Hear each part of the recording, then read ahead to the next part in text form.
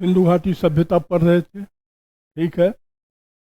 और सिंधु घाटी सभ्यता में क्या पढ़ रहे थे कि इसकी उत्पत्ति कैसे हुई, इसका उद्भव, उत्पत्ति और सामान्य भाषा में कि इसका जन्म कब हुआ, ठीक है। तो उस पे सर बहुत सारे विद्वानों ने अपने अपने तरीके से बात की। तो आपने एक चीज़ बताया कि मेसोपोटामिया वाला जो थी वो भी बात आपने बताई, और दूसरी आपने बताया कि इसका निर्माता आर्य था। लेकिन अंतोगत तो आपने बताया कि ये दोनों नहीं है, ठीक है। तो कुछ विद्वानों ने कहा कि इस सभ्यता का संस्थापक कौन है, द्रविड़ कौन है, ये हमारे भारत के क्या हैं, मूल निवासी हैं। मूल निवासी मतलब अपने जो दक्षिण भारत के होते हैं ना, साउथ इंडियन, बिल्कुल काले काले तगड़े तगड़े मूंछ वाले, उसको अपन द्रविड़ कहते, ठीक है। और देखो, भारत का रियल में मूल निवासी तो दो ही हैं, या तो द्रविड़ है या तो आदिवासी। हम और तुम जितने लोग हैं भाई, सब बाहर से ही आए हो, अंतर इतना ही है। हाँ, कोई 2000 साल पहले आया, कोई 200 साल पहले आया, कोई 500 साल पहले आया, कोई 4000 साल पहले आया, इन अंतर इतना ही है। लेकिन आया सब हम अपन लोग बाहर से, ठीक है। और यहाँ जितने आदिवासी हैं वो, और ये द्रविड़, ये इनकी अपनी मूल भूमि है। कौन? भारत, ठीक है। अब देखो, अब भाई होर ही लगी थी, ठीक। तो यहाँ पर इसकी सिमिलरिटी ज़्यादा नहीं मिल रही है, दो ही मिल रही। एक तो क्या मिल रही है, भाषाई या लिपि की समानांतर, और दूसरा लिंग पूजा। ये दो ही समानांतर दिखाई दे रहा है, ठीक है। क्या ये लिखते जाओगे बेटा, ठीक है। एक तो लिपि की समानांतर है, ठीक है, और दूसरा क्या है, लिंग, ठीक है बेटा। देखो, दक्षिण भारत की लिपि देखो आप, तमिल, सबसे पुरानी द्रविड़ लिपि वही है। तो वो क्या है, चित्रात्मक है। क्या है? चित्रात्मक। और सिंधु घाटी सभ्यता का भी लिपि क्या है, चित्रात्मक, ठीक है। चित्रात्मक लिपि जो होता है ना, बड़ा खतरनाक, उसमें एक ही अक्षर जो है एक सेंटेंस के बराबर हो, क्योंकि संकेत में चलता है, ठीक है। और लिंग पूजा, ठीक है। आप देखो, सिंधु घाटी सभ्यता में हमें लगभग लगभग सारे नगरों से पत्थर के बेलनाकार वर्तुलाकार लिंग मिला हुआ, जिसका मतलब है कि वहाँ के लोग लिंग पूजा करते थे। और दक्षिण भारत के लोग भी लिंग पूजा करते हैं, मतलब शिवलिंग, जिनको अपन लोग क्या कहते हैं, शिवलिंग, ठीक है। तो वो भी पूजा करते थे, ये भी। अब ये दो ही सिमिलरिटी है। अब बताओ, क्या इस दो सिमिलरिटी पे हम ये मान लें कि इस सभ्यता के संस्थापक कौन है, द्रविड़। और सबसे बड़ा जो डिफरेंसेज जाएगा, वो डिफरेंसेज क्या है, वो डिफरेंसेज ये जा रहा है आपके सामने में। सैकड़ों के रूप में अपन ने सिंधु घाटी सभ्यता की खुदाई की, जगह की, एक भी दक्षिण भारत में क्यों नहीं मिली, ठीक है भाई। ज़्यादा नहीं मिलता, एक ही मिल जाता। तो उनकी ओरिजिनल, उसी को अपन द्रविड़ भूमि कहते हैं। तो जब उनकी मूल भूमि पर एक भी बस्ती नहीं मिल रही है, तो फिर इस सभ्यता के वो संस्थापक कैसे हो जाए? अब फिर वो रातों रात सिंधु घाटी सभ्यता से भागकर सुदूर तमिलनाडु में जाके क्या करने लगे? भाई, आप अफगानिस्तान पाकिस्तान की को छोड़ के अचानक लंका के पास जाके क्या करने लगे? ठीक है। और आज भी उनके संस्कृति का उत्तर भारत के संस्कृति पर कोई प्रभाव नहीं है। यदि वो इस संस्कृति इस सभ्यता के संस्थापक होते तो निश्चित तौर पर उत्तर भारत में कुछ न कुछ तो प्रभाव दिखाई दे। अब देखो, यक्ष प्रश्न तुम्हारे सामने खड़ा हो गया। क्या खड़ा हो गया? कि जब उस सभ्यता के संस्थापक आर्य है नहीं, मेसोपोटामियम है नहीं, द्रविडियन है नहीं, तो फिर है कौन? कौन है? सिंपल सा उत्तर है बेटा। अब भारत के सभ्यता के निर्माता कौन है? भाई, हमारे पूर्वज हैं। भाई, हमसे पहले भी कोई थे, उनसे भी पहले कोई थे, तो हमारी अपने ही सभ्यता का तो विकास है वर्तमान में। ठीक है, वही यहाँ भी है। ठीक है ना?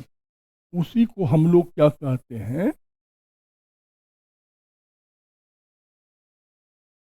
उसी को अपन लोग कहते हैं पूर्व सभ्यता का। क्या कहते हैं? पूर्व सभ्यता का। कि भाई, सिंधु घाटी सभ्यता के पहले क्या भारत में कोई सभ्यता नहीं थी? क्या थी ना? भाई, अपने माँ पिता थे तो हम लोग हैं, बाबा दादी थे तो पिताजी लोग हैं। ठीक है, तो सिंपल सी बात, बहुत सामान्य सी बात है कि भाई ये कांस्य युग की सभ्यता है। तो कांस्य युग से पहले भारत में ताम्र पाषाणिक सभ्यता है। क्या है? ताम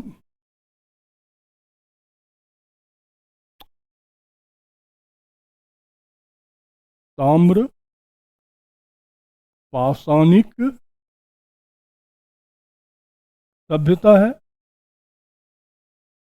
तो भाई, ताम्र पाषाणिक सभ्यता में कौन कौन सभ्यता है भारत में भरे हुए हैं? बरही की सभ्यता, कायथ की सभ्यता, आकड़ा घाटी सभ्यता, आकड़ा घाटी सभ्यता,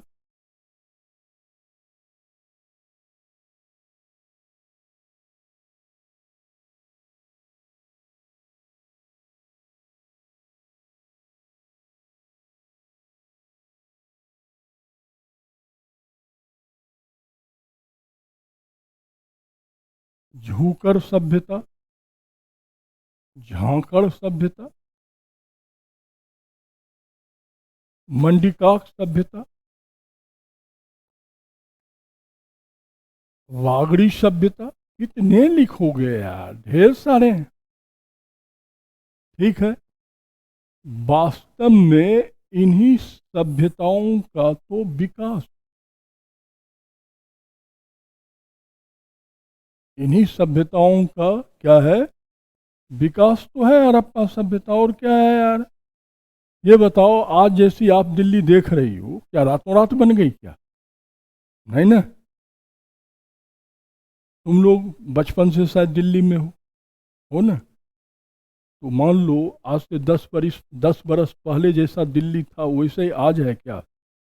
है? तुम जब छोटे थे मेट्रो देखी थी? नहीं ना?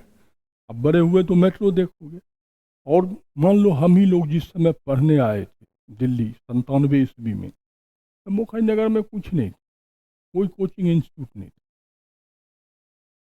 एक था, कोई भीड़ भाड़ नहीं।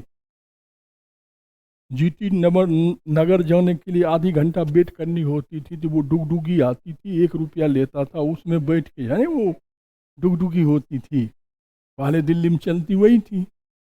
तो 1 रुपया लेती थी, बैठ के जाते थे। वो भी नहीं जाते, पैदल चलते। ठीक है भाई, आधा घंटा जो वेट करेंगे उतने देर में तो पैदल पहुंच जाएंगे। ठीक है, आज स्थिति देखो,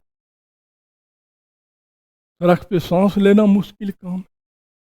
तो रातों रात तो नहीं हुआ ना, डेवलपमेंट हुआ, विकास हुआ। जिस समय हम पढ़ते थे यहाँ एक खाने का होटल था, एक, वो भी मुखई नगर में नहीं, उधर था, वो जिधर वो दृष्टि वाली रोड है ना, उधर था मक्खंडा ढाबा। 2-3 दिन खिलाता था, फिर नहीं खिलाता था, फिर 2-3 दिन खिलाता था, फिर बंद हो जाता। आज देखो,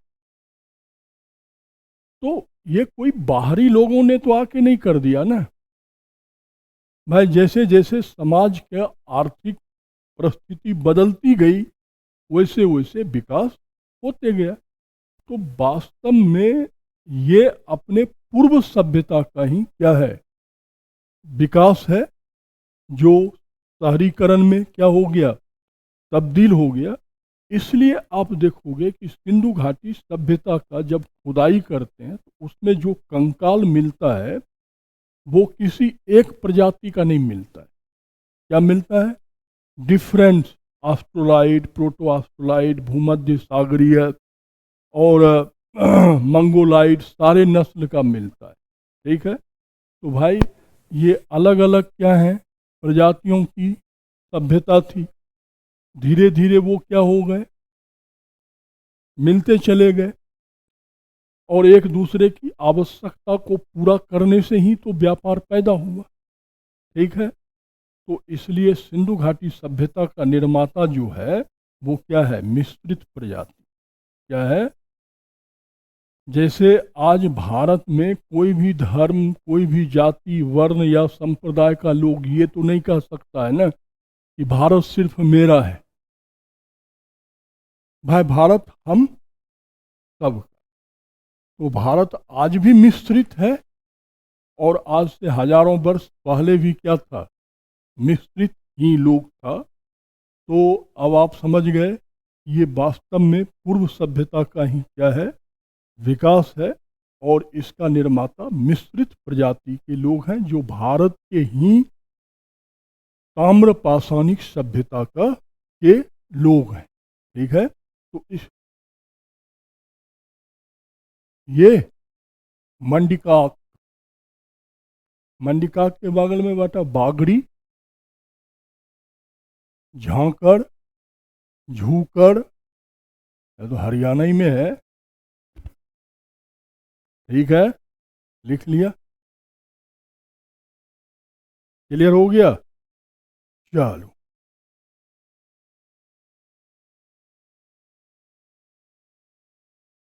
अब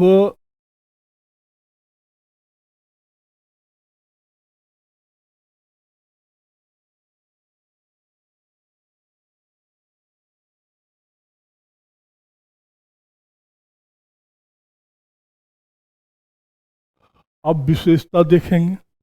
ठीक है, तो विशेषता में सबसे पहले क्या देखो, समाज। क्योंकि भाई किसी सभ्यता का निर्माता कौन है, समाज। तो देखो, सबसे पहले क्या देखो, समाज का स्वरूप क्या है। ठीक है, तो क्या स्वरूप है, मातृसत्तात्मक। क्या स्वरूप है?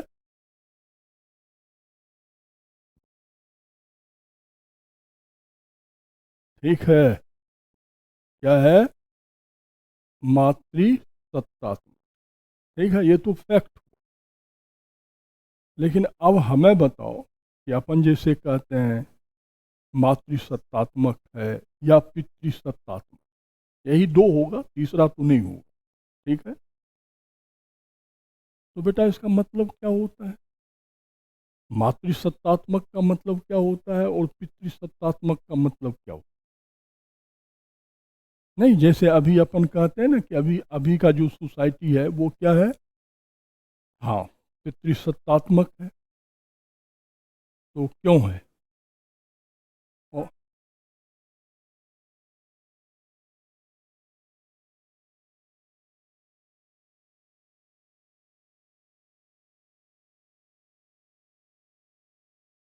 जिसमें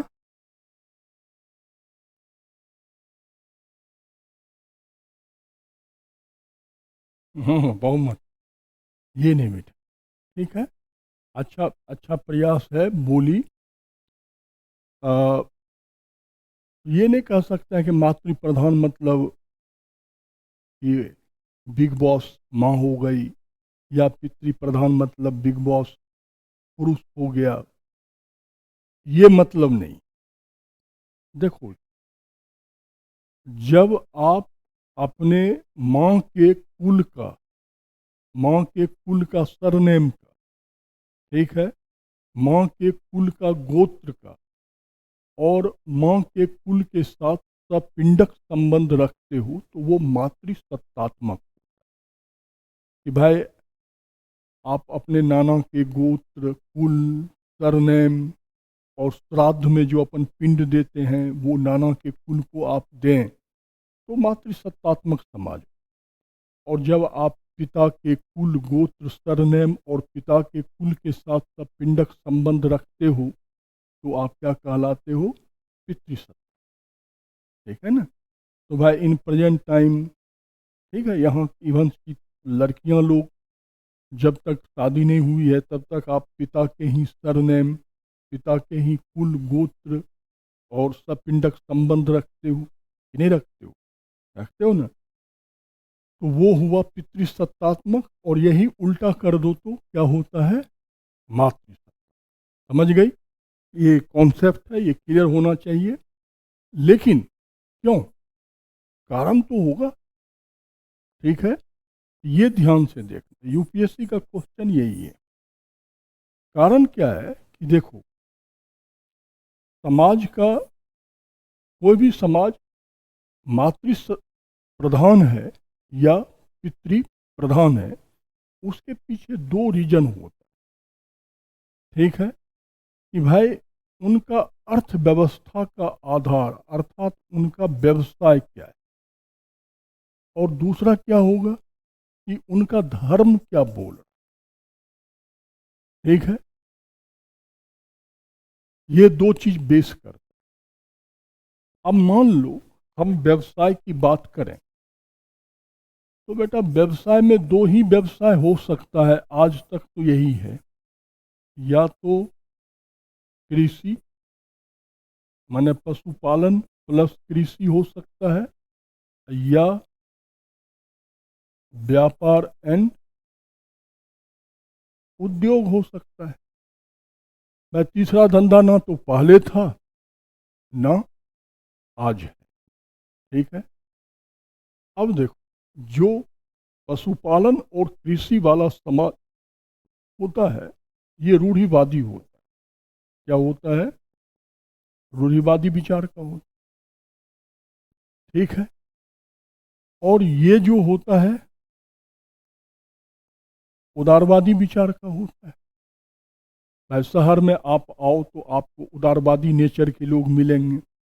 यहाँ पर तुमको कोई नहीं पूछेगा तुम्हारा जात क्या है, धर्म क्या है, कोई नहीं पूछने वाला। लेकिन गांवों में तो विभाजन ही उसी आधार पे होता है। ठीक है, तो देखो, जो रूढ़िवादी समाज होता है ना, उसको संतान के रूप में लड़का चाहिए चाहिए।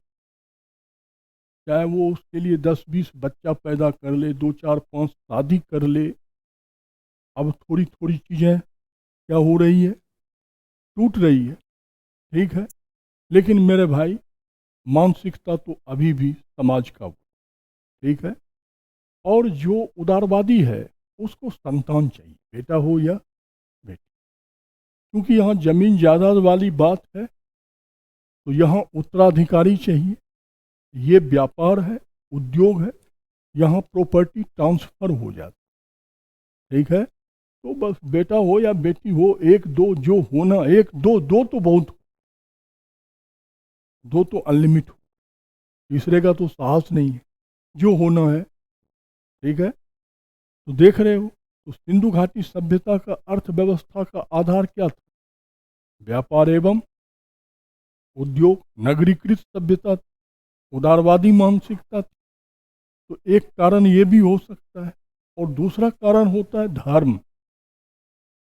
क्योंकि कोई भी समाज का व्यक्ति नैतिकता कहाँ से ग्रहण करता है? धर्म से। ठीक है। तो भाई सिंधु घाटी सभ्यता में हमें एक मातृदेवी की प्रतिमा मिली है, जिसके जननांग से एक वृक्ष का जन्म होते दिखाया गया। तो इतिहासकार इसका तात्पर्य ये लगाता है, शायद सिंधु घाटी सभ्यता के लोग ये मानते हों कि इस ब्रह्मांड की उत्पत्ति जो है वो देवी से हुई। ठीक है। तो जो धर्म यही मान रहा है कि इस सृष्टि का निर्माण ही महिला से हुआ है, तो स्वाभाविक है वो क्या होगा, मातृ प्रधान। ठीक है। तो इसलिए ये दो आधार ही है जिसके आधार पर आप ये कह सकते हो कि ये समाज क्या हो सकता है और ये समाज क्या हो सकता है। तो भाई इनका व्यवसाय क्या था, व्यापार उद्योग, और इनका धर्म अभी आपने देखा, आगे और देखोगे। ठीक है। तो ये क्या थे, अब देखो ये हो गया फैक्ट, ये हो गया कॉन्सेप्ट। पीसीएस देने जाओगे तो ये क्वेश्चन पूछेगा, आईएएस देने जाओगी तो दोनों रहे। अब उसमें कूट में उत्तर दें तो आपको एक कूट तो बार बार दिखेगा मातृसत्तात्मक, अगला दो कूट नहीं दिखेगा। उसी में आप ए बी करने लगते हो और क्या हो जाता है, गलत। ठीक है। चलो बेटा अब आगे बढ़ें।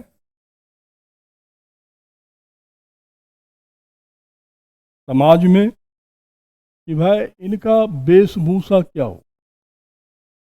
ठीक है। तो हमें मोहनजोदड़ो से कांसे की एक नृत्यांगना मिली। किसकी मिली है, कांसे की नृत्यांगना, माने नृत्य करने वाली एक महिला का मूर्ति मिला। अब देखो वो साड़ी पहनी हुई है, क्या पहनी हुई है, वो विभिन्न प्रकार की आभूषण पहनी है। क्या पहनी हुई है, आभूषण। बाल सुसज्जित हैं, बाल क्या है, सुसज्जित हैं। वो काजल भी लगाई हुई है। क्या लगाई हुई है, हाँ काजल लगाने के तांबे के स्टिक्स मिले हुए हैं चौंदर उस। ठीक है। तो देख रहे हो पूर्ण सुसज्जित महिला है। और ये आदत आज तक हमारी, यही तो होता है कि सभ्यताएं आती हैं जाती हैं, लेकिन संस्कृति का प्रवाह हमेशा होता। आज भी अपन साड़ी पहनते हैं, भारत की शायद ही कोई ऐसी महिला हो, चाहे वो भाई कितना jeans pant shirt frock salwar कुछ भी पहने, लेकिन साड़ी पहनने उसको आता जरूर है, पहने या ना पहने वो अलग मुद्दा है, लेकिन उन्हें आता जरूर। ठीक है। तो आप देखो उस समय भी साड़ी था, तो इसका मतलब है कि सिंधु घाटी सभ्यता के लोग कपास से परिचित। ठीक है। कपास से कपड़ा बनाने की कला भी आती, कपड़ा बनाने की क्या आती थी, कला आती थी, तभी तो उनने सूती साड़ी बनाए हैं। और मोहनजोदड़ो से हमें सूती कपड़े के टुकड़े का अवशेष भी प्राप्त हुआ है। तो ऐसा कहा भी जाता है कि विश्व के मनुष्य को कपास उत्पादन सिखाया ही किसने है, सिंधु घाटी सभ्यता के लोगों ने सीखा है। ठीक है। अब देख आभूषण, पैर में बिछिया पहनी है, कड़ा पहनी है, कमरबंद पहनी है, चूड़ी पहनी है। क्या पहनी है, चूड़ी पहनी हुई है, गले में हार पहनी हुई है। ठीक है। नाक में पहनी है, कान में पहनी हुई है, ये बाजूबंद पहनी हुई है। बताओ कितने प्रकार के आभूषण बनते। तो भाई सोना, चांदी, तांबा और कांसा, ये चार धातुओं के क्या होते थे, आभूषण बनते। लिखते जाओ, मेरा मुंह मत देखो। ठीक है। किस चीज़ का बनता था? सोना, चांदी, तांबा, कांसा। ठीक है। और साथ ही साथ इस पर गोमेद, स्फटिक, लाजवर्दमणि, लाजवर्दमणि, फिरोजा,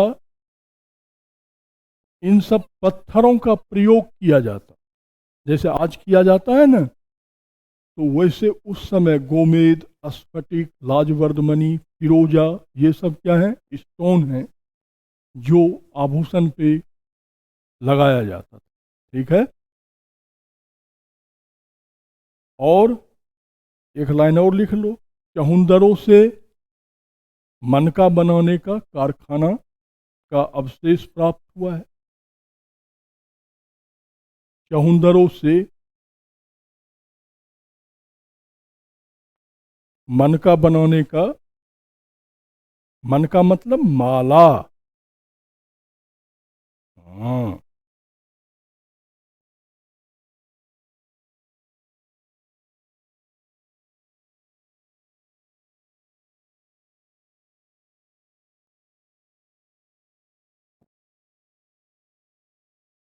लिख लिए।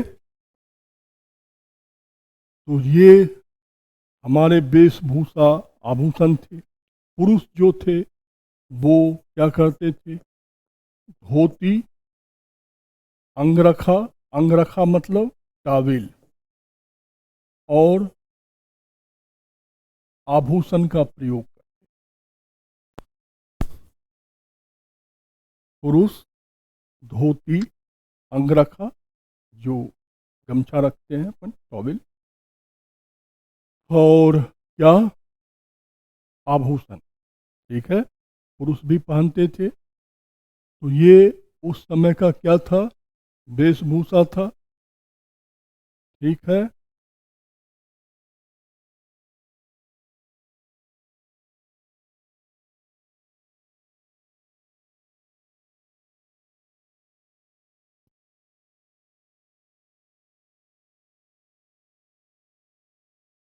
अब देख बेटा, खान पान, नहीं, समाज में खान पान। ठीक है। देखो, गेहूं, जौ, चावल और बाजरा, इसके अवशेष प्राप्त हुए हैं। गेहूं, जौ, चावल, बाजरा।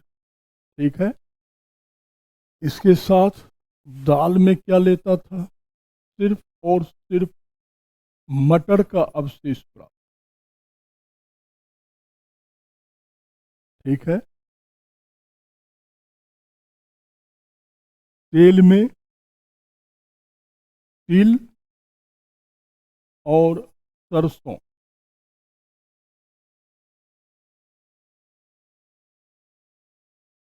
तिल, तेल में कौन मिला है? तेल और सरसों। ठीक है।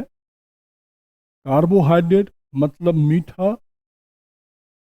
मेरे भाई, मिठाई में इनके पास कुछ नहीं था, शहद भर। हाँ। फल, केला, आम, नींबू, केला, आम, नींबू, अनार, इनके बीजों के अवशेष हमें प्राप्त हुआ है। ठीक है। और ये क्या थे? शाकाहारी भी थे, मांसाहारी भी। क्या थे? शाकाहारी और मांसाहारी।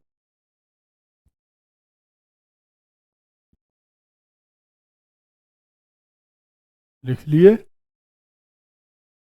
ठीक है। तो ये इनका क्या था बेटा? खान पान। ठीक है। और ये जलवायु के हिसाब से होता है। भाई जैसे आप देखो कि जो मोहनजोदड़ो वाला हड़प्पा वाला क्षेत्र है, यहाँ पर आपको गेहूं ज़्यादा खाने वाला लोग मिलेगा। जो समुद्र तट का क्षेत्र है, लोथल वगैरह, रंगपुर वगैरह, वो चावल खोर होंगे। जो कालीबंगन वाले हैं वो जौ बाजरा खाते थे।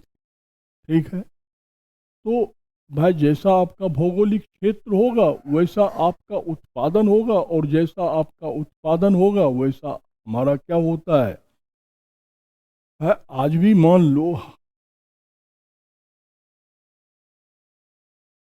कहाँ का है तुम? बिहार का है।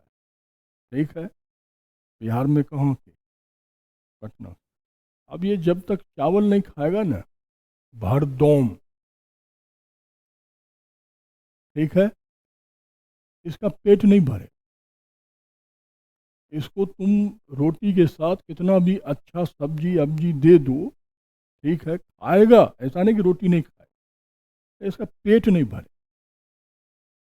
और इसको बढ़िया दाल चावल चोखा थोड़ा सा घी अचार दे दो, ये दमच के खाएगा और डकार के सो जाए। मैं झूठ बोल रहा हूँ? नहीं, सही बोल। तुम यूपी में कहाँ, किस क्षेत्र? तब तो तू रोटी खोर है। हाँ, मैंने सातों दिन 12 मास रोटी मिले। देखो, जैसे अपना पश्चिमी उत्तर प्रदेश, दिल्ली, हरियाणा, पंजाब, पूरी पाकिस्तान, अफगानिस्तान, राजस्थान का क्षेत्र ले लो, तो ये गेहूं खाने वाला क्षेत्र है। समुद्र तटीय जो क्षेत्र है, ठीक है, साउथ इंडिया चली जाओ तो वहाँ तो रोटी के लिए तरस जाओगे, है तो अपने देश का टुकड़ा। ठीक है, लेकिन भाई उनका भोजन अलग है, हमारा भोजन अलग है। क्यों? भौगोलिक प्रभाव के कारण। अब वो जितनी इमली खाते हैं, यदि अपन उतनी इमली खाने लगें तो अपने नाक मुंह से ब्लडिंग आ जाए। उनको नहीं आता। क्यों? वो नहीं, वो उष्णाद्र वातावरण की, वो जितनी लाल मिर्च खाते हैं पीस पीस के, अपन उतनी लाल मिर्च खाने लगे तो हॉस्पिटलाइज हो जाए, तो वो नहीं होंगे। क्यों? उनका वातावरण है। ठीक है, अब हरियाणा वाले को चावल दे दूं तो वो एक, हाँ मतलब 1 चम्मच चावल खाएगा तो 1 गिलास पानी पिएगा तब अंदर जाएगा। और रोटी इतनी मोटी मोटी बना के दो, वो ऐसे चिबाएंगे कि जैसे मान लो उनका दांत भी मजबूत होता है। ठीक है, अब इनको मोटी रोटी दोगे ये लाइक नहीं करे, पतला रोटी खाना पसंद, रोटी खाएगा पतला। और चावल में भी ये दूसरा चावल खाना पसंद करता है। कौन? उबला हुआ जो चावल हो, बिहारी भाषा में उतना, ठीक ना, ये खाना पसंद नहीं करेगा। तो देख लो, हर एक की अपनी भौगोलिक परिस्थितियों, वेशभूषा और खान पान, रहन सहन, ये पूर्ण रूपेण आपके जलवायु पर निर्भर। ठीक है, वही बात यहाँ भी है बेटा। अब चल, खान पान हो गया, वेशभूषा हो ही गया। अब हम लोग इनका क्या देखते हैं? मनोरंजन। बिना मनोरंजन का तो समाज बनेगा ही नहीं। भाई जैसे रोटी कपड़ा और मकान हमारी बुनियादी आवश्यकता है, उसी प्रकार मनोरंजन भी हमारी क्या है? बुनियादी आवश्यकता है। ठीक है, तो ये क्या करते थे? चौसर का खेल, इस चीज का, चौसर, वो शकुनी, हाँ शकुनी मामा वाला नहीं होता है, हाँ। ठीक है, अभी मैंने बेटा आपसे बात किया है कि वहाँ एक नृत्यांगना की मूर्ति मिली है, तो निश्चित तौर पे नृत्य तो हो। अब इतना तो कॉमन सेंस लगा सकती हो, यदि नृत्य होगा तो संगीत तो होगा, विदाउट संगीत तो नृत्य होगा नहीं। लेकिन वहाँ हमें कोई वाद्य यंत्र का अवशेष नहीं मिला है, लेकिन एक सामान्य कॉमन सेंस है कि जब नृत्यांगना है तो नृत्य है तो संगीत होगा, ठीक है। और शिकार खेलना, ये इनके क्या थे, मनोरंजन के साधन। तो ये बेटा क्या था, सिंधु घाटी सभ्यता का समाज की विशेषता। लिख लिए।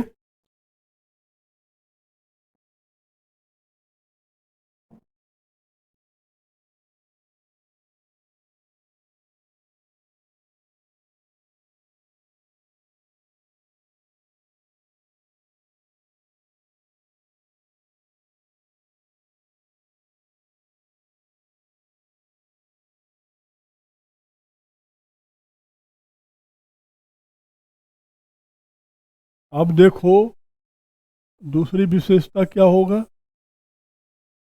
नगरीकरण है ना। पहले तुम जान रहे हो कि सिंधु घाटी सभ्यता में क्या हुआ है, बहुत ज़्यादा हमें नगर मिले, नगर ही तो मिला है, गांव मिला कहाँ, ठीक है ना। तो देखो सबसे पहला काम वो क्या करता था नगर निर्माण में, आयताकार गोलाकार वर्गाकार एक क्षेत्र को क्या करता था, काट लेता, ठीक है। और उसे सबसे पहले क्या करता था, उसकी किलेबंदी कर देता, क्या कर देता था, किलेबंदी, ठीक है। तो सबसे पहला विशेषता क्या निकल के आया, सुरक्षा प्राची, ठीक है। इसमें दो प्रकार की सुरक्षा हो जाती थी, एक तो भाई जानवरों से भी सुरक्षा हो जाती थी, और कोई आक्रमणकारी भी मान लो आया तो पहले किले को तोड़ो तब न जाओगे अंदर में।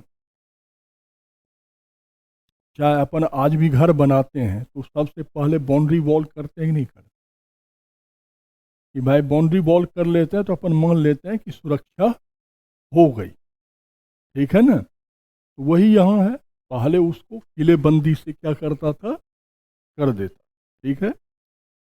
फिर उसके बाद आप देखोगे उत्तर से दक्षिण, नॉर्थ टू साउथ क्या करता था, मेन सड़क निकाल देता, और पश्चिम से पूर्व की ओर, इधर पश्चिम से पूर्व की ओर गली निकाल देता। तो ये दूसरा इसकी विशेषता क्या हुआ, सड़क नियोजन, क्या हुआ, सड़क नियोजन,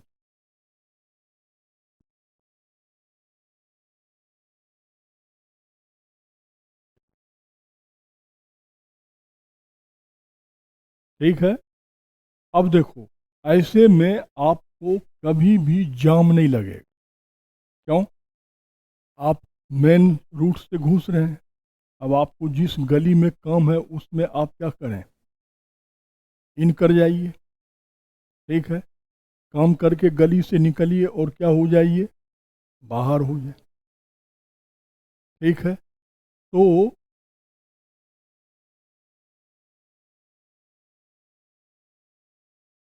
इससे क्या हो जाएगा, ये सिंधु घाटी सभ्यता का जो है ना सबसे बड़ी विशेषताओं में से एक विशेषता, अपने भारत में ऐसा एक ही शहर बना हुआ है चंडीगढ़, ये सिंधु घाटी सभ्यता के मॉडल पे। तो आप लोगों ने कभी नहीं सुना होगा कि चंडीगढ़ में जाम लग, है ना। अब तो गई है तो देखा ही होगी, वही है, यही है, वही कॉरिडोर।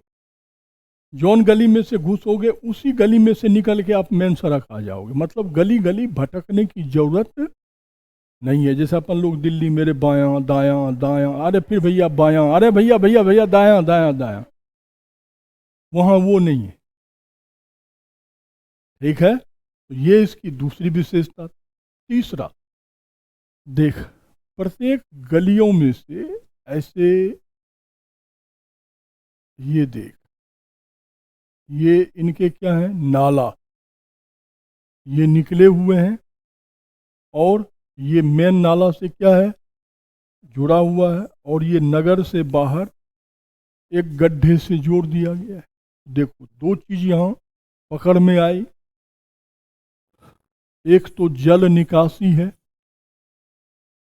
और चौथा चीज क्या है, जल संरक्षण। क्या है,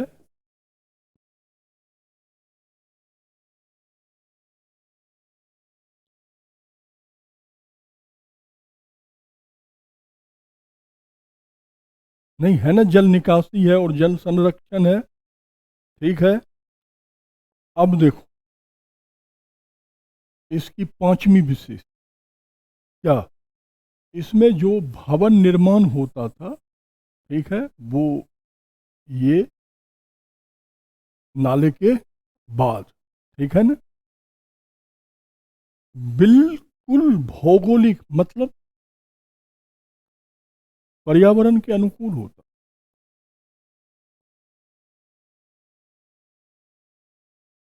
सिंधु घाटी सभ्यता जो है वो तीन प्रकार के भौगोलिक परिस्थितियों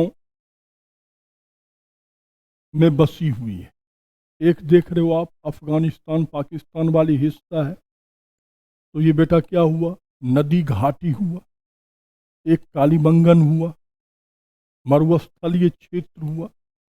तीसरा लोथल, रंगपुर, देसलपुर समुद्र तटीय है। तो आप देखो, मैदान की, मरुस्थल की, समुद्र तटीय क्षेत्र की, तीनों की जो क्या है आपदा है, वो अलग अलग है। मैं समुद्र तटीय क्षेत्र की आपदा अलग है, मैदानी आपदा अलग है, मरुस्थलीय आपदा अलग है। इसलिए आप सिंधु घाटी सभ्यता में ये विशेषता देखोगे कि उनके जो भवन निर्माण हुए हैं वो अपने अपने जलवायु के अनुरूप, ठीक है। इसलिए आप देखोगे मैदानी इलाके में बड़े बड़े भवन हैं, हड़प्पा में, मोहनजोदड़ो में बड़े बड़े नगर भी हैं। वहीं आप कालीबंगन में देखोगे उतना बड़ा भवन नहीं है। समुद्र तटीय क्षेत्र में तो चक्रवात आते रहते हैं, तो वहाँ तो बड़े भवन बनाओगे तो अपने ही, वहाँ तो जान के हल्का भवन बनाया जाता, हवा में उड़ भी गया तो कोई बात, ठीक है।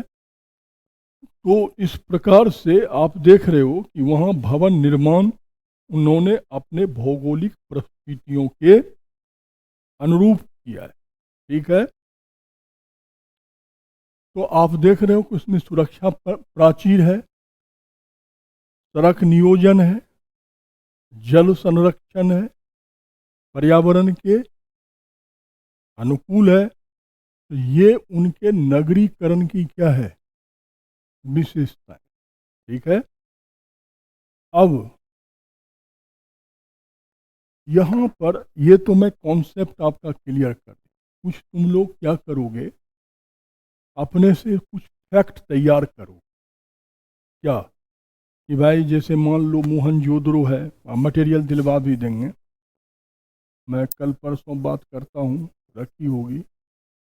मोहनजोदड़ो है, तो भाई यहाँ पर क्या क्या मिला, ठीक है। तो ये हड़प्पा है, यहाँ पर क्या क्या चीज़ मिली। चहुंदरो है, यहाँ क्या क्या चीज़ मिली, ठीक है ना। बुक्स में मिल जाएंगे, गाइड्स में मिल जाएंगे, मटेरियल अभी मिली नहीं होगी एंशियंट वाली, बात करते हैं, उसमें भी मिल जाएगी, कोई दिक्कत नहीं है, ठीक है। अब देखो इसकी जो ये विशेषता है, क्या, सुरक्षा प्राचीर, सड़क नियोजन, जल निकासी, जल संरक्षण, पर्यावरण के अनुकूल, क्या, और छठा विशेषता क्या था, ये आपको भव्य इमारत, ठीक है। हमें कहाँ से, मोहनजोदड़ो से और हड़प्पा से विशाल अन्नागार और विशाल स्नानगार का क्या है, अवशेष प्राप्त।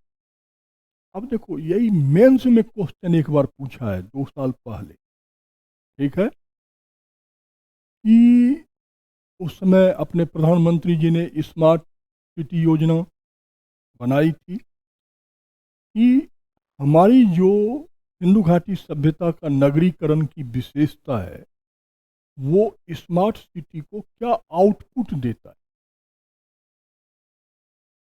कि स्मार्ट सिटी में क्या क्या होना चाहिए। सब कुछ तो होना चाहिए। सबसे पहला तो भाई उस शहर का सुरक्षा होना चाहिए। दूसरा भाई सड़क नियोजन, तो माने आजकल तो अति सबसे बड़ी समस्या है तो जाम ही है। कहाँ लेट हो गए सर जी, जाम लगा। और जल निकासी तो बेटा आप देखते ही हो, दिल्ली जो हमारी राजधानी है, अभी इतनी सी बारिश हो जाए तो देखो क्या कहर मच। हम और आप सब इन चीज़ों से क्या है, परिचित हैं। आगे क्या लिखे, जल संरक्षण तो होना ही चाहिए। समझो कि अपन ने अपनी ही मीठे जल को खारा बना दिया। क्यों बना दिया? आज खरीद खरीद के कैंट लगा लगा के पी रहे हो, हैं? और वो कितने होशियार थे कि वो अपने जल के संरक्षण करके अंडरग्राउंड वाटर रिसोर्सेज को क्या करते थे, बनाए रखते। तो पानी जितना नीचा भगेगी उतनी खारी होगी। मैं मीठा जल तब न होगा जब ऊपर रिसोर्सेस होंगे, सनरेज लेगा, उसकी वायरस बैक्टीरिया मरेगी। आज आप दिल्ली में कहीं भी अंडरग्राउंड वाटर पी लेंगे तो मृत्यु हो जाएगी, जबकि जमुना का किनारा है। तो कैसे इतनी खारी पानी हो गई? नहीं। अब वो जल संरक्षण करके अपना मीठा जल का स्रोत बनाए हुए। और भव्य इमारत तो होनी चाहिए भाई, हमें इंडस्ट्रियलाइजेशन भी करनी है, ठीक है। तो इंडस्ट्रियलाइजेशन होगा तो उसमें भी ज़मीन चाहिए। जनसंख्या ज़्यादा है तो हमें कृषि प्रधानता बनानी रहे, क्योंकि हमें इतना खाद्यान्न खरीद के कहाँ से खा पाए, और कौन दे देगा? तो भाई जब आप इंडस्ट्रियलाइजेशन करोगे तो अर्बनाइजेशन तो होगा, नगरीकरण तो होगा। अब बेतरतीब नगरीकरण होगा तो जगह ज़्यादा ऑक्यूपाइड होगा, कृषि क्षेत्र जो है वो श्रिंक कर जाएगा और मकान बढ़ जाएंगे।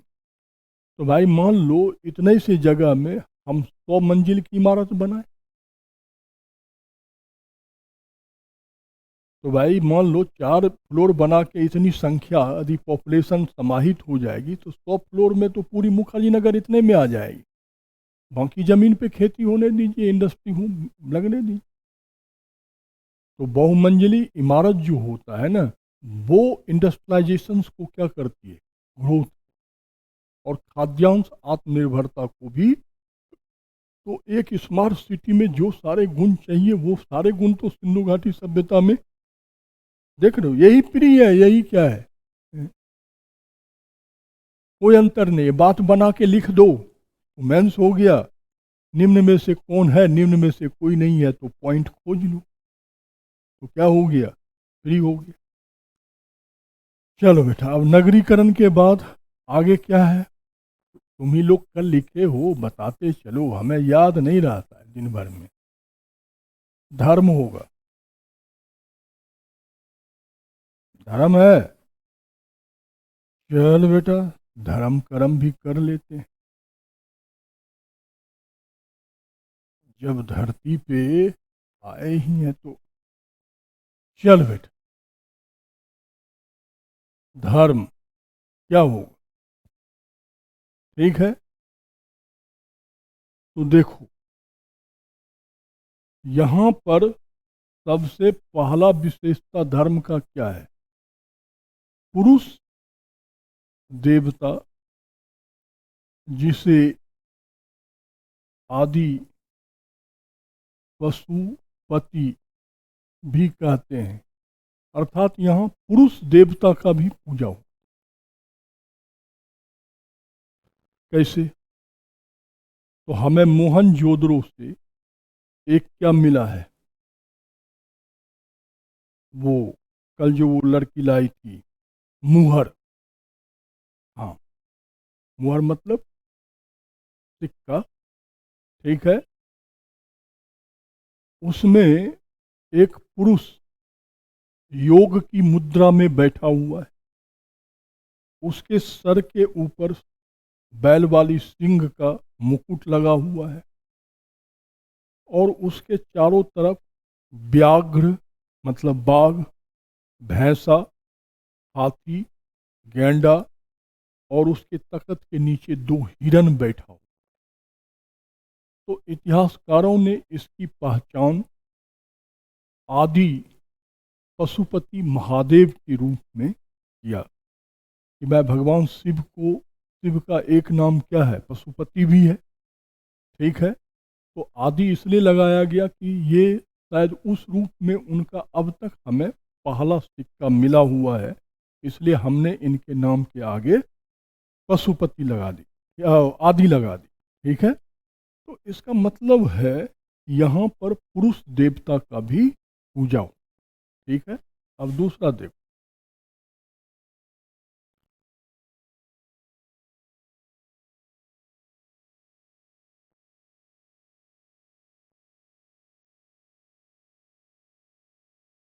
मातृदेवी।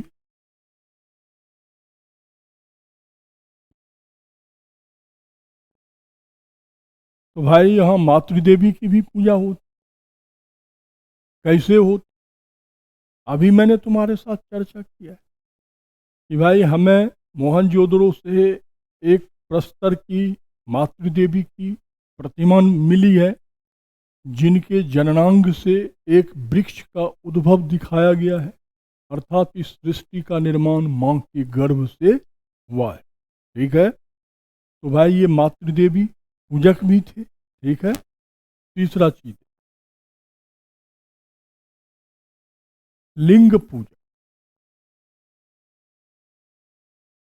लिंग पूजा, ठीक है। तो भाई मैंने थोड़ी देर पहले आपके ही क्लास में बोला है, खासकर जो अफगानिस्तान और पाकिस्तान वाले क्षेत्र जैसे हड़प्पा, चाहुंदरो, बालाकोट, गंडोर, जो ये क्षेत्र है, यहाँ के खुदाई में लगभग हर नगर से हमें शिवलिंग की क्या हुई है, प्राप्ति, हर से, ठीक है। तो इसका मतलब है कि वो शिवलिंग की पूजा करते होंगे। अरे एक दो चलो घटना भर मिल जाए कि भाई मान लो अपन कोई, और वो कोई पहाड़ वाला क्षेत्र भी नहीं है, मैदानी क्षेत्र है, वह सब नदियों का क्षेत्र है, सिंधु और सिंधु के सहायक नदियों का क्षेत्र है। अब वहाँ इतनी मात्रा में वर्तुलाकार बेलनाकार शिवलिंग की प्राप्ति होना स्पष्ट बता रहा है कि ये लोग पूजा तो करते होंगे, इनका लिंग पूजा, ठीक है। तो इसका मतलब है शिव जैसे आज मूर्ति के रूप में भी पूजित है, लिंग के रूप में भी पूजित है, तो उसी प्रकार उस समय देखिए मूर्ति के रूप में भी पूजित है और लिंग के रूप में भी पूजित। इसलिए बेटा कहा जाता है सभ्यताएं आती हैं जाती हैं, संस्कृति नहीं मरती है। आज भी अपन यही सब काम कर रहे हैं,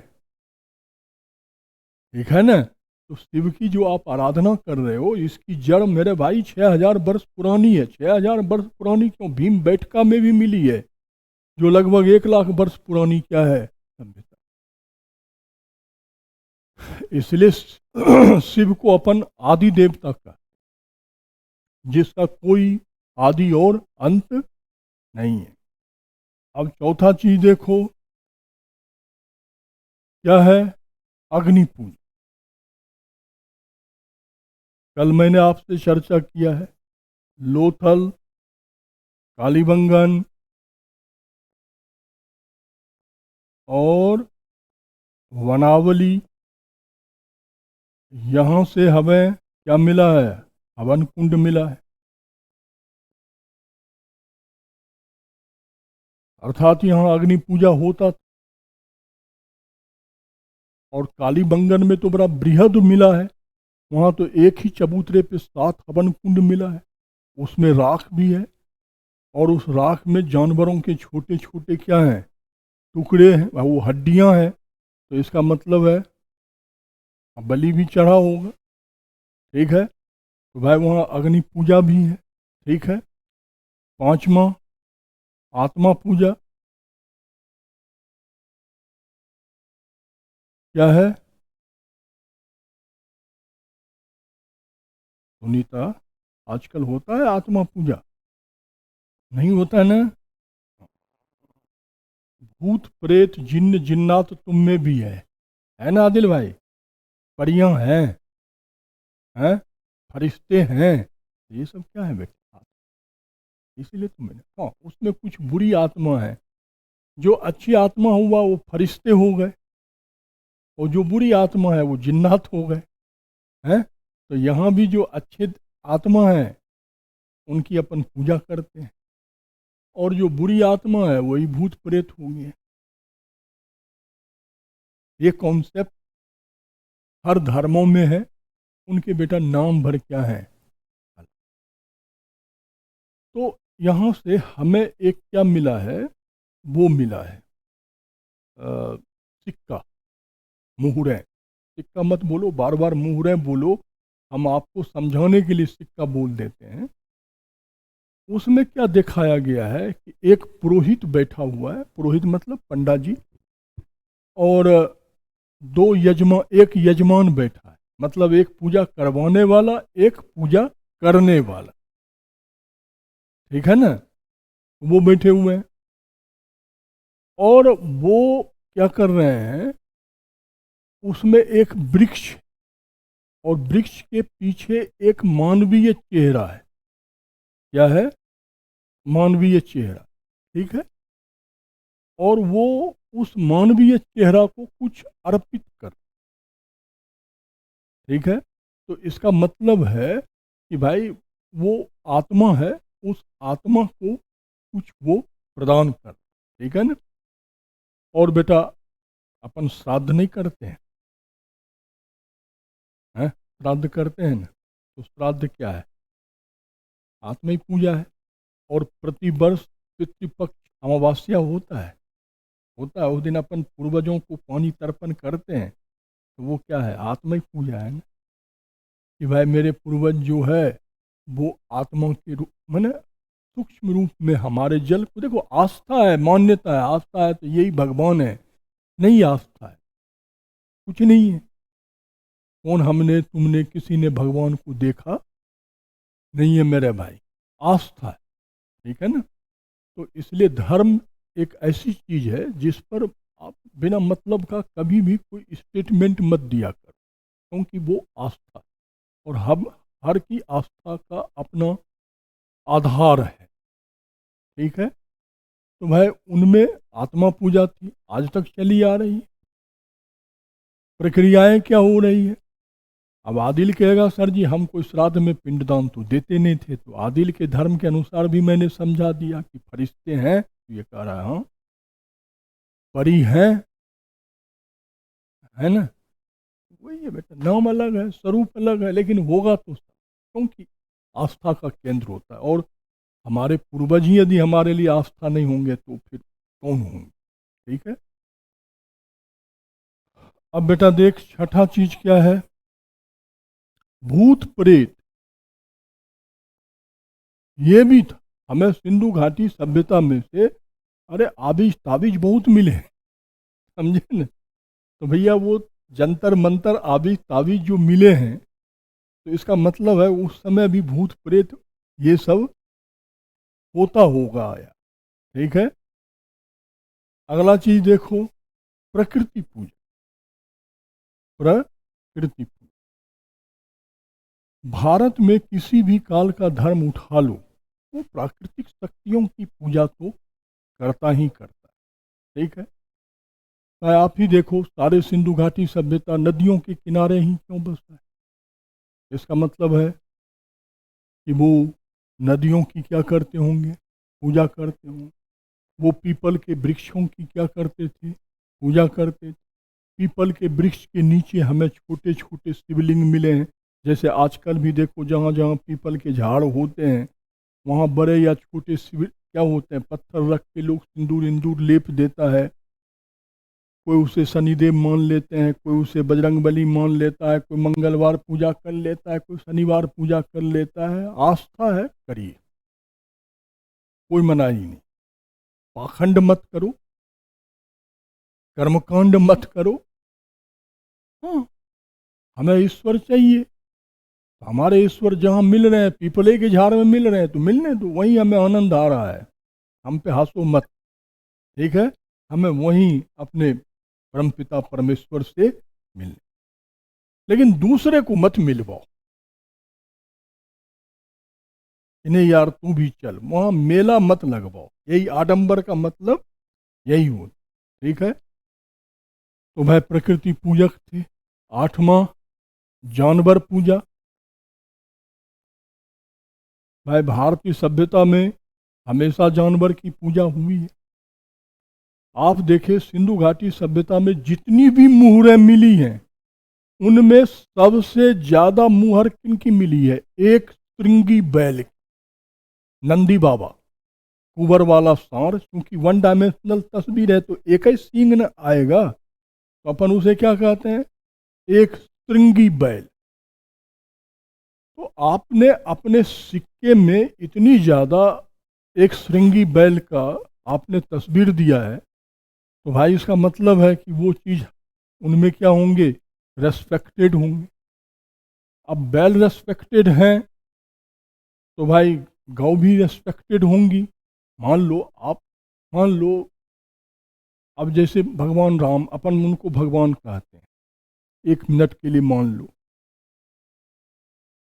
व्यक्तिगत आस्था में तो वो हैं ही। तो जितना श्री राम रेस्पेक्टेड हैं उतना ही रेस्पेक्टेड तो दशरथ और कौशल्या भी हैं कि नहीं है? जबकि वो भगवान नहीं है, लेकिन उनके जन्मदाता के रूप में हमारे लिए क्या है, हमारे समाज में वो क्या है? रेस्पेक्टेड है। तो आदि बैल उनमें पूजनीय है, महादेव की सवारी है, ठीक है? तो निश्चित तौर पर गौ भी क्या होगी? सम्मानित होगी। और वो परंपरा आज तक आपके साथ चली आ रही। नौवीं विशेषता देखो बेटा, सामूहिक स्नान। अब देख रहे हो कितना कूट वाला क्वेश्चन बनता है और आप लोग फैक्ट रट रट के शहंशाह बन जाते हो। और यूपीएससी क्या है? कॉन्सेप्ट का। वो चार कूट में दो फैक्ट डाल देगा और दो कॉन्सेप्ट डाल देगा। अब फैक्ट वाला तो कूट आपको फटाफट मिलेगा क्योंकि वो रटे वो पुस्तक, कॉन्सेप्ट पता ही नहीं। अब वो उसी में ए बी सी और स्वाभाविक है निर्णय की स्थिति में लिया गया निर्णय गलत ही।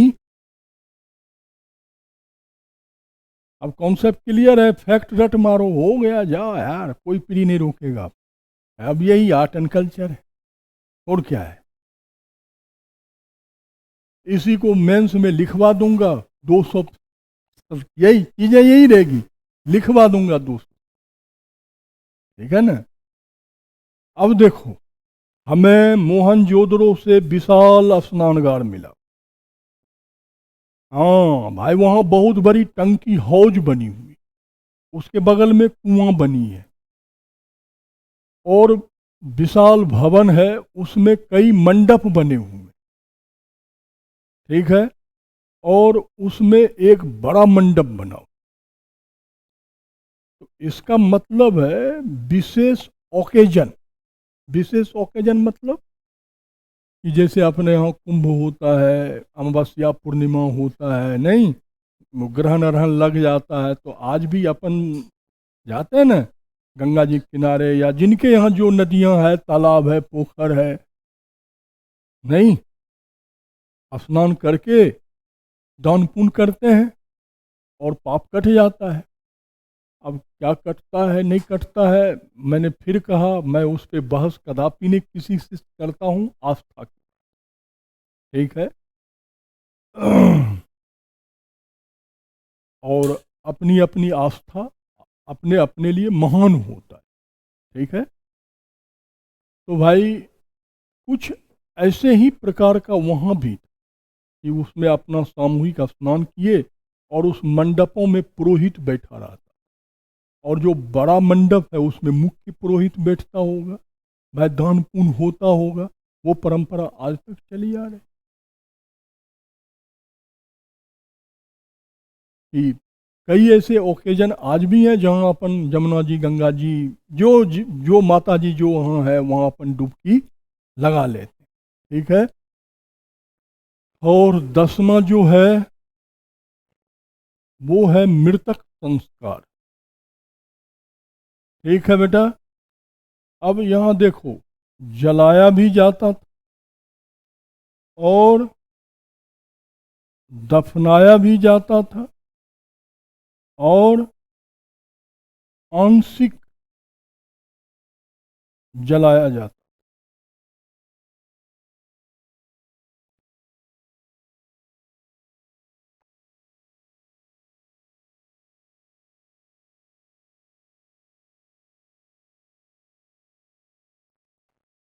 आंशिक रूप से, ठीक है। देखो, कहीं कहीं जलाने का अवशेष है,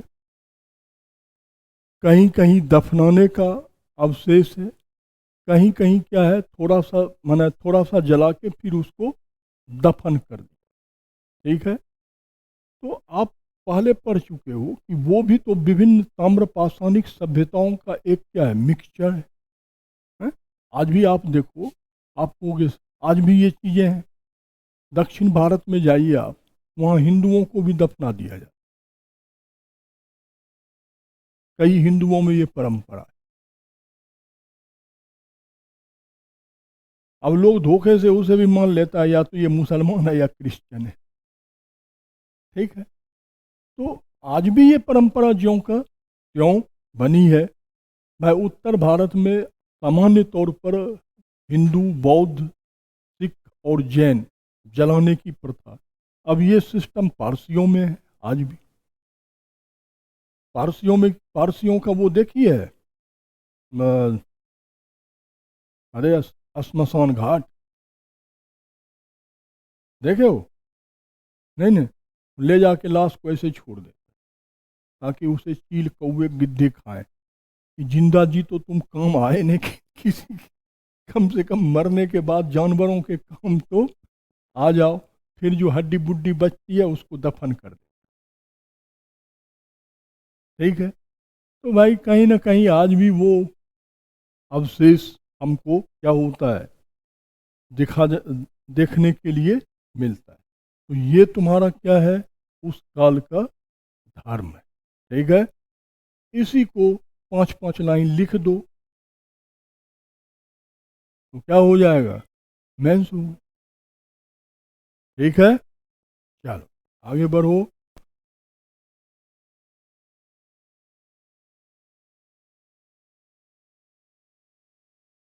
अब इनकी क्या है, अर्थव्यवस्था नहीं, देखो मैंने अभी कहा इनके अर्थव्यवस्था का आधार क्या है, हाँ, उद्योग एंड व्यापार। बेटा जब तक इंडस्ट्रियलाइजेशन नहीं होगा ना, ट्रेडिंग नहीं होगी, ठीक है ना।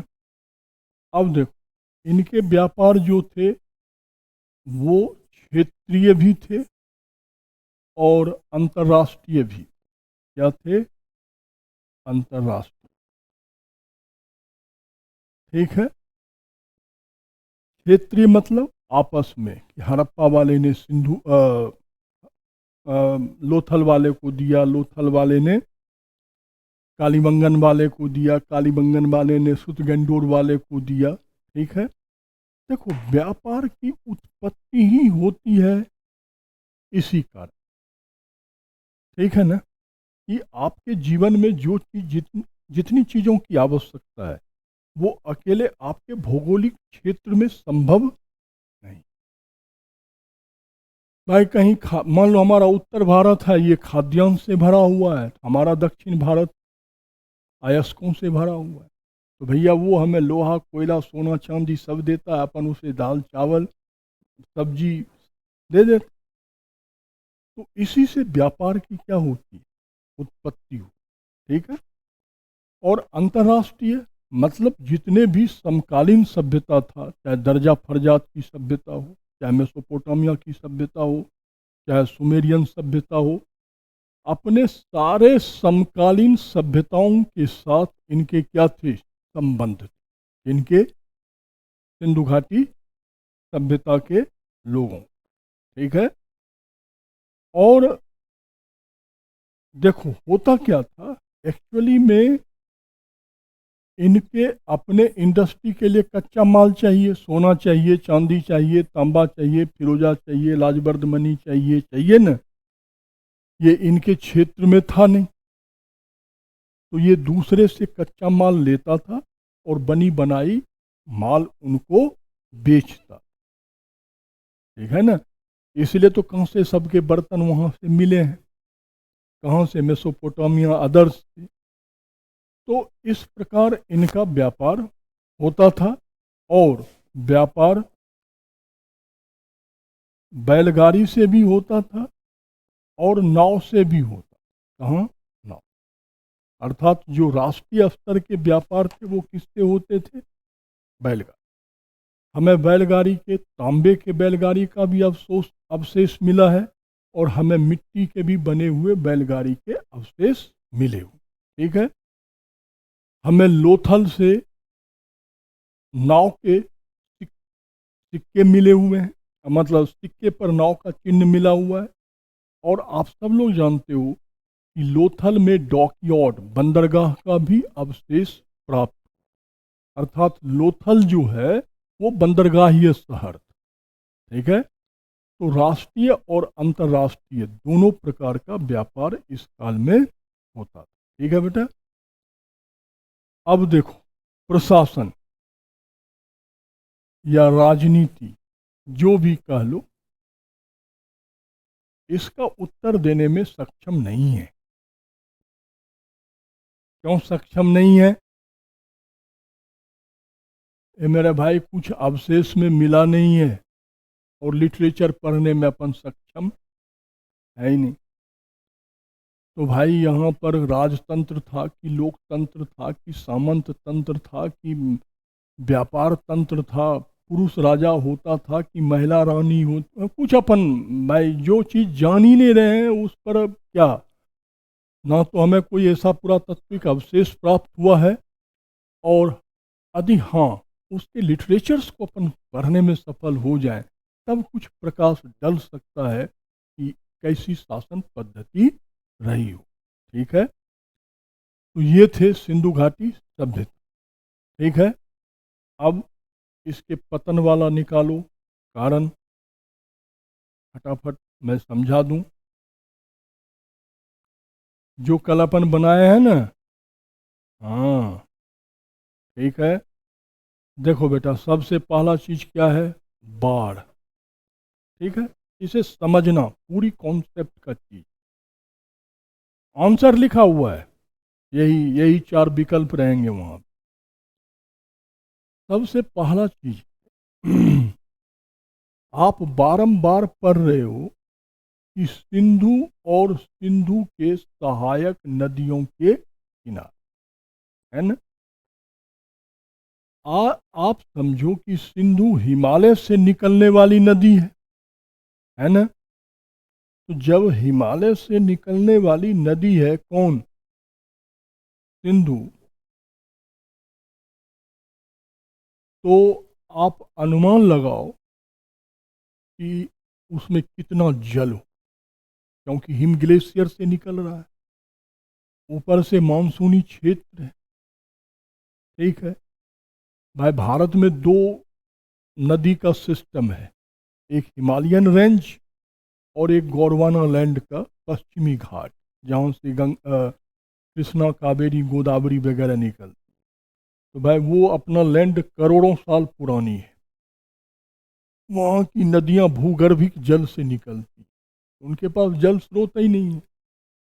यहाँ तो हिमालय का निर्माण ही 60 लाख बरस पहले शुरू हुआ है और अब तक बन ही रहा है, खत्म भी नहीं हुआ है, ग्रोथ हो ही रही है। तो आप समझो कि, और ये हिम ग्लेशियर से निकल रही है, इसके पास रिसोर्सेज ज़्यादा हैं, और साथ ही साथ आप समझ रहे हो मानसूनी क्षेत्र है, तो इनके पास जल ज़्यादा है। तो जब ये आज भी प्रलय वाली बाढ़ लाता है, तो आज से 5,000 बरस पहले तो इसमें और ज़्यादा क्या रहा होगा, दमखम रहा होगा, उसमें बारिश ज़्यादा होती होगी। अब तो इधर मानसून कम हो गया, ठीक है। तो भाई निश्चित तौर पे मोहनजोदड़ो, हड़प्पा जैसे जो बड़े शहर हैं, जो रावी और सिंधु नदी के किनारे बसे थे, वो तो बाढ़ में पक्का गया हो, कोई नहीं बचाया। दूसरा क्या लिखे हो, भूकंप, बहुत अच्छी बात। विश्व का जो सबसे बड़ा भूकंप जोन है वो कौन है, रिंग्स ऑफ फायर, ठीक है ना। जापान से शुरू होता है, ठीक है, दक्षिण पूर्व एशिया होते हुए, मध्य एशिया होते, पश्चिम यूरोप होते हुए, पश्चिम एशिया में इन करते हुए, अफगानिस्तान होते हुए, ट्रांस हिमालयन रेंज जहाँ सप्त सैंधव बसा हुआ, उस इलाके से होते हुए, चीन होते हुए, फिर से जाके रिंग्स ऑफ फायर में जुड़ जाता, तभी ना उसको अपन रिंग्स ऑफ फायर।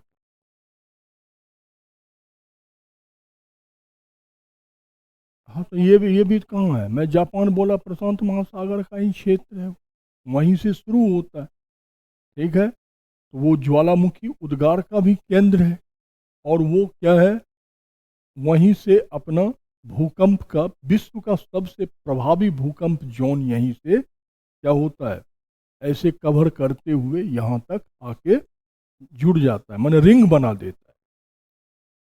उसी रिंग में ट्रांस हिमालयन क्षेत्र है, अपना पश्चिमी हिमालयन क्षेत्र, उसी में सब संदब है। 2009 में अभी भूकंप आई थी, 11-12 साल पहले, पाक ऑक्युपाइड कश्मीर की राजधानी मुजफ्फराबाद धरती में समा गई, है ही नहीं, लापता हो। उस समय तो और ज़्यादा होती होगी, तो उस समय कौन यूएनओ बचाने आता हो। जरूर कुछ ना कुछ शहर जमींदोज हुए हों। तीसरा चीज आपने लिखा होगा क्या, मार्ग परिवर्तन। ये हिमालय से निकलने वाली जो नदियां हैं ना, ये अभी भी मार्ग बदलती हैं। क्यों, ये नई हैं, इनके पास पानी बहुत ज़्यादा है, ये उत्तर भारत के मैदान में बहती है। ये उत्तर भारत का मैदान तो 10,000 बरस पहले बना ही है, 33 सागर जो सिसकते सिसकते बंगाल की खाड़ी बन गई, ठीक है ना। तो ये तो इस अस्तरीय मिट्टी है, इसके मिट्टी में भी लेयर नहीं बना है, तो भाई आराम से पानी क्या करती है, इसे काट देती है।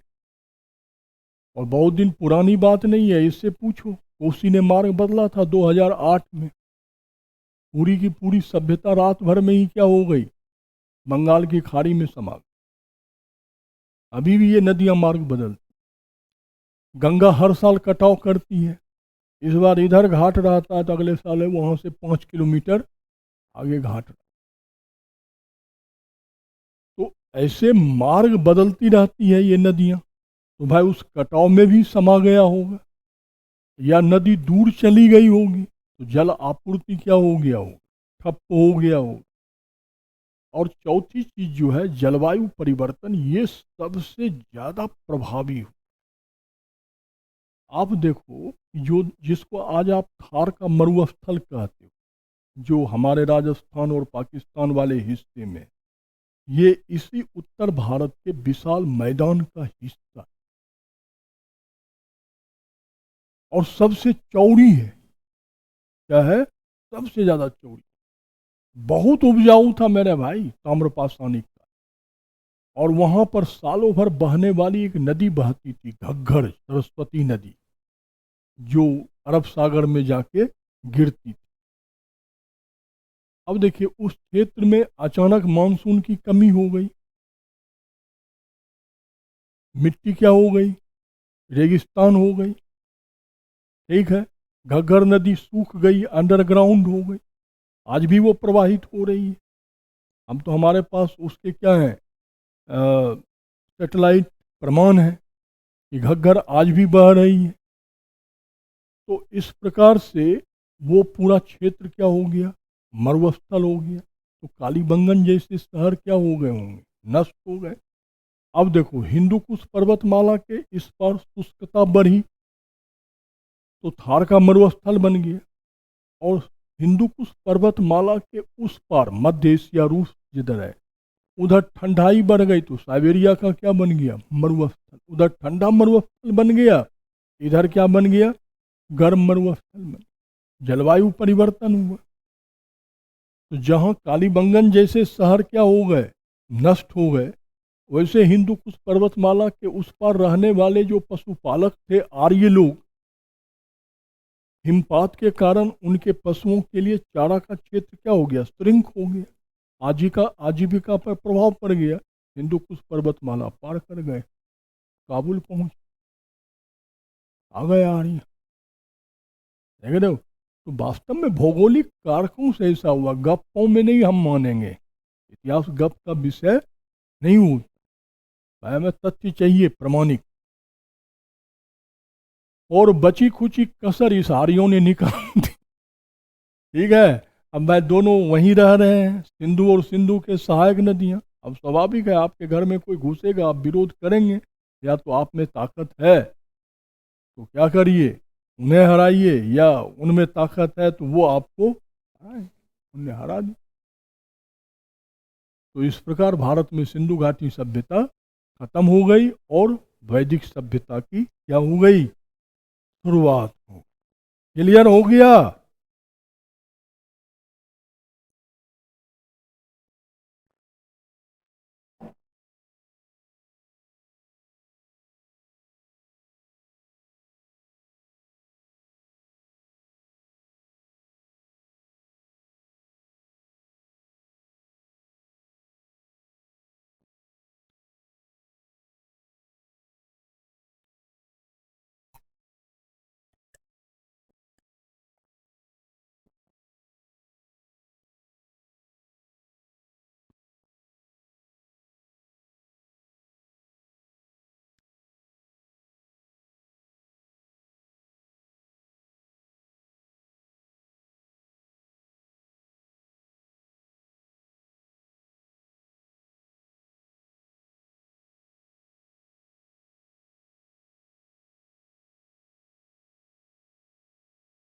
ठीक है बेटा।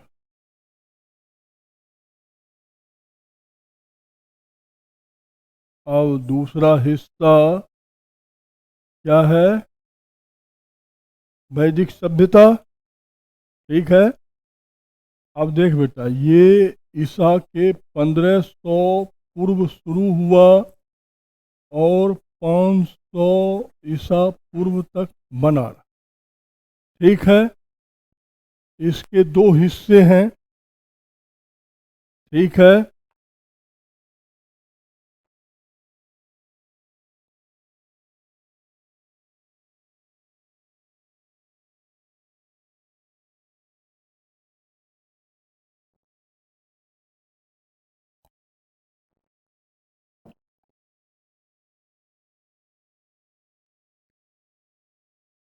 एक को अपन कहते हैं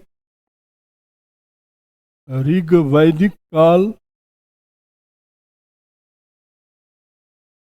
और दूसरे को अपन कहते हैं उत्तर वैदिक का, ये 1500 BC से शुरू होके 1000 BC तक, और ये 1000 BC से 500 BC तक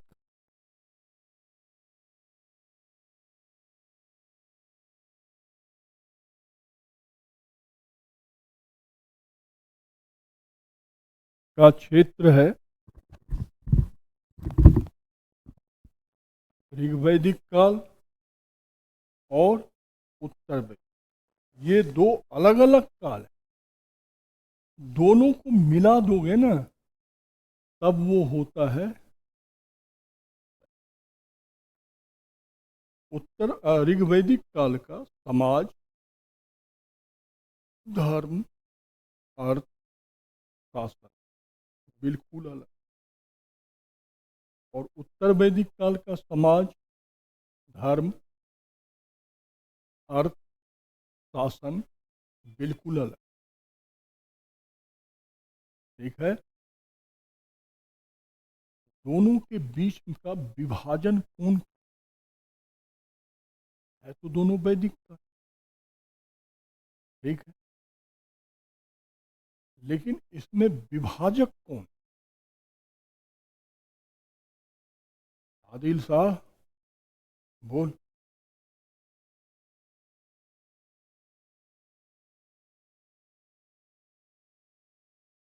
नहीं मालूम? छोटी सी चीज है बेटा, पूरी एंशियंट हिस्ट्री इसी से समझा जाए।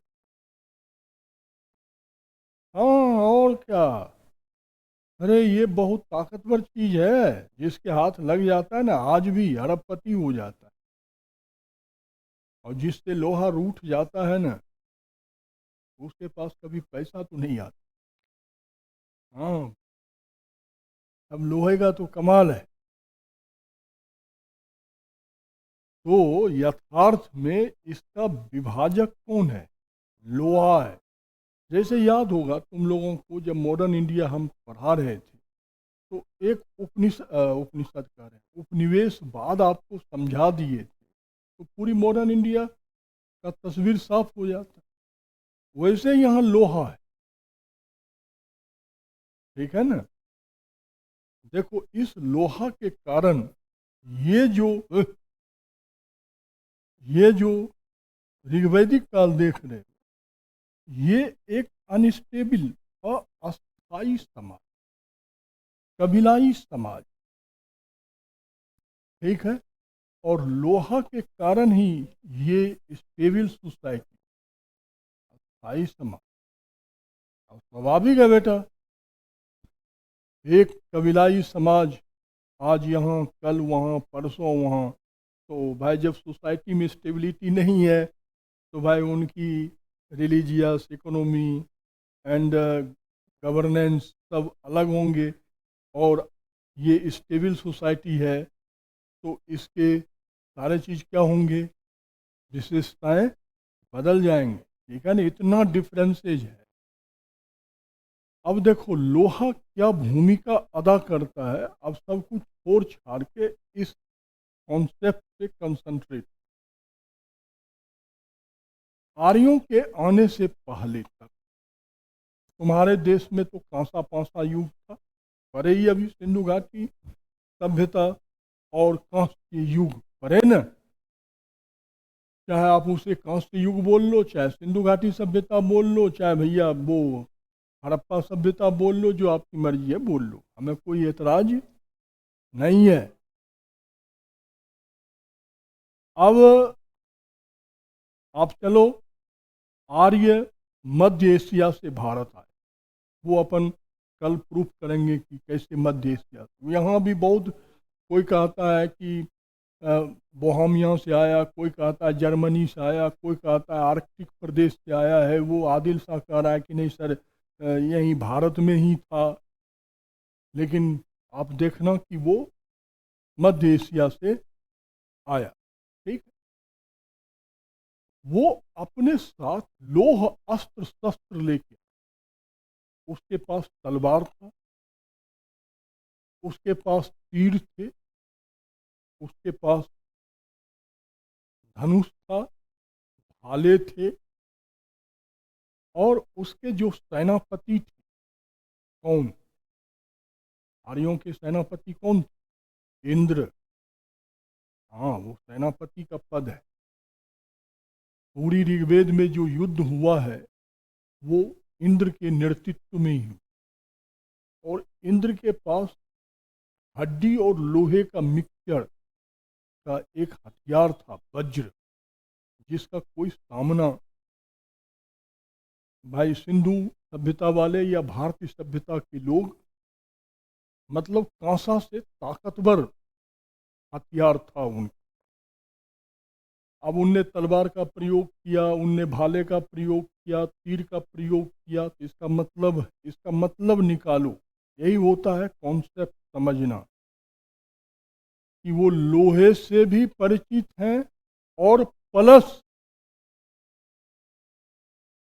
उन्हें लोह अयस्क से इस प्रकार की चीजें बनाने की कला भी आती है, अर्थात उन्हें लोहे की धातु निष्कर्षण भी आती है, और उससे धारदार हथियार बनाना भी और उसका प्रयोग करना भी आता है। अब इनिशियल स्टेज में वो सप्त सैंधव क्षेत्र में आया, सिंधु और सिंधु की सहायक नदियां। तो आप सब जान रहे हैं ये उत्तर भारत के मैदान का हिस्सा है, तो यहाँ लोहा कहाँ से मिलेगा? यहाँ तो भाई 5 फीट खुदाई कर दो, पानी मिल जाए, उसके अलावा कुछ नहीं मिलने वाला। क्योंकि लोहा, कोयला या अन्य प्रकार के कोई भी अयस्क उस क्षेत्र में मिलता है जो ओरिजिनल पृथ्वी का प्लेट, मतलब गोंडवाना लैंड और अंगारा लैंड का हिस्सा है, जो करोड़ों वर्ष पहले बनी है। ठीक है ना? तो जैसे अपना साउथ पेनिनसुला जो है, दक्षिण भारत का जो हिस्सा है, दिल्ली भी उसी में हिस्सा है। यूनिवर्सिटी के आगे चले जाओ, अरावली पहाड़ शुरू हो जाते, ठीक है? तो अरावली पहाड़ जो है हिमालय कह रहे हैं, पश्चिमी घाट के बराबर का है, हिमालय से करोड़ों वर्ष पहले बनी है। और तुम यूनिवर्सिटी से बाहर कहाँ जाओगे? यहीं बीबीएम डिपो है ना, चढ़ाई देख रहे हो, वो अरावली का टंग है, वहीं से अरावली शुरू होती है और गुजरात तक। ये तो अपरदित हो के मैदान हो, लेकिन जहाँ बैठे हो ना, ये यमुना से उत्पादित हिस्सा। अभी भूकंप आएगा तो ये समूचा मकान इसमें अंदर धंस सकता है। और वो जो बीबीएम डिपो यहाँ से 50 मीटर दूरी पे है, उस पर यदि 20 मंजिला इमारत भी है तो भूकंप उसका कुछ नहीं करता, क्योंकि प्लेट सिर्फ ओरिजिनल पृथ्वी का है। ये तो भाई जमुना में गाद गिरते गिरते क्या हो गया, बढ़। हमें तो लग रहा है कि 80 70 80 ईस्वी तक तो यहाँ बाढ़ आती है, जहाँ आप बैठे। तो अब आप ही बताओ, जहाँ आज भी लोहे कोयले नहीं मिले, तो आज से 5000 बरस पहले वहाँ पानी छोड़ के तो और कुछ मिलेगा। तो उन्होंने प्रयोग तो किया इसका, लोह अस्त्र शस्त्र। और सिंधु घाटी सभ्यता में जो हमें नरकंकाल मिला है, उस नरकंकाल में हमें अस्त्र शस्त्र के प्रयोग का प्रमाण है, कि उससे धारदार हथियारों का क्या किया गया है, हाँ, प्रहार किया गया है। ऐसा नहीं है। हड़प्पा में तो मिला हुआ लाश का जो टीला है, मोहनजोदड़ो मतलब सिंधी भाषा है, मोहनजोदड़ो मतलब लाश का टीला, इतना नरकंकाल मिला। और मोहनजोदड़ो में तो ये कहा जाता है कि एटॉमिक वेपन्स का प्रयोग किया, क्योंकि वहाँ खुदाई करने के बाद मिट्टी जो है चमकीली निकलती, तो जहाँ एटॉमिक वेपन्स का प्रयोग होता है वहाँ हजारों वर्ष के बाद चमकीली मिट्टी, जैसे नागासाकी हिरोशिमा में 5005 ईस्वी में खुदाई करेगा ना, तो वहाँ की मिट्टी में चमकीला, ऐसा मोहनजोदड़ो में मिला। और ऐसे ऐसे अस्त्र शस्त्र का प्रयोग हिंदुओं के धर्म ग्रंथों में हुआ है। ब्रह्मास्त्र और कौन कौन से अस्त्र शस्त्र, पशुपत्यास्त्र, ढेर सारे थे। पता नहीं हुआ हो भाई मेरे, लेकिन प्रमाण है, आप वहाँ जाके ले सकते कि ऐसा वहाँ है। और वहाँ लाशों का ढेर भी मिला है, नाम ही है मोहनजोदड़ो, लाशों का टीला। तो वहाँ तक तो वो कबीलाई जीवन जी, लेकिन और वो पूरे के पूरे ऋग्वैदिक काल में दिल्ली तक से आगे नहीं बढ़ पाए, क्योंकि यमुना का 3 बार वर्णन है, गंगा को उनने देखा ही नहीं। जो गंगा इतनी पवित्र नदी है, ऋग्वेद में 1 बार मात्र उल्लेख, जबकि सिंधु का 27 बार उल्लेख, काबुल का उल्लेख है, चिनाव का है, ब्यास का है, रावी का है, सबका है, उसका नहीं। लेकिन उत्तर वैदिक काल में इन करते करते इन आर्यों का संपर्क कहाँ हो गया? बिहार। अब मैं ये आदिल भाई बिहार के हैं, इनको पूछो, गंगा के उस पार छोटा नागपुर का पठार है, गंगा के इस पार उत्तर भारत का मैदान है। भाई उनका लोहे कोयले से संपर्क हो गया, उनने वहाँ लोहे कोयले का क्या कर लिया, से उपकरण बनाए, और उस उपकरणों का प्रयोग उनने कृषि के क्षेत्र में किया। समाज स्टेबल हो गया। तो जब समाज स्टेबल हो गया तो वो जनपद बन गए, वही जनपद विकास करके महाजनपद बन गया, वही महाजनपद मगध महाजनपद। देखो जनपद में भी सबसे ताकतवर कौन था? मगध। तो वो संसाधन किसके पास? मगध के पास। ठीक है। फिर उसी मगध महाजनपद ने संपूर्ण आधी से ज्यादा एशिया को एक सूत्र में बांध दिया, वही कहलाया मौर्य। वो तो गया प्राचीन। ना लोहा मिलता ना यह खेल, यदि लोहा नहीं मिलता तो आर्य भी ऐसे कबीलाई जीवन आदिवासी बन गए रहते। तो सारा खेल तो किसने खेला? लोहे ने खेला। तो सबसे पहला चीज यही दिमाग में रखना कि वैदिक काल का 2 हिस्से, ऋग्वैदिक, ये काम लोहे ने किया है। ऋग्वैदिक काल जो है वो कबीलाई समाज है, घुमंतु समाज है। तो घुमंतु समाज की अलग विशेषता होगी, और लोहे के प्रयोग के कारण समाज में स्टेबिलिटी आ गई। तो स्थिर समाज का, देखो आज आप ही हो, तुम लोग आर्थिक रूप से आत्मनिर्भर नहीं हो, तो घुमंतु जीवन है यार, बैचलर आदमी है, ना खाने की चिंता, ना पहनने की चिंता, ना सोने की चिंता। ठीक है, कल आप आर्थिक रूप से आत्मनिर्भर हो के शादी विवाह हो जाएगा, फिर जीवन अपने ही सुई के नोक पे चलने लगता। क्यों? अभी तो बस हम ये कहते हैं खाना दो, उस समय तो हम ही को ऑर्डर मिलेगा खाना दो। बोल भाई झूठ बोल रहे हैं। तो यही अंतर होता है अनस्टेबल सोसाइटी और, ठीक है,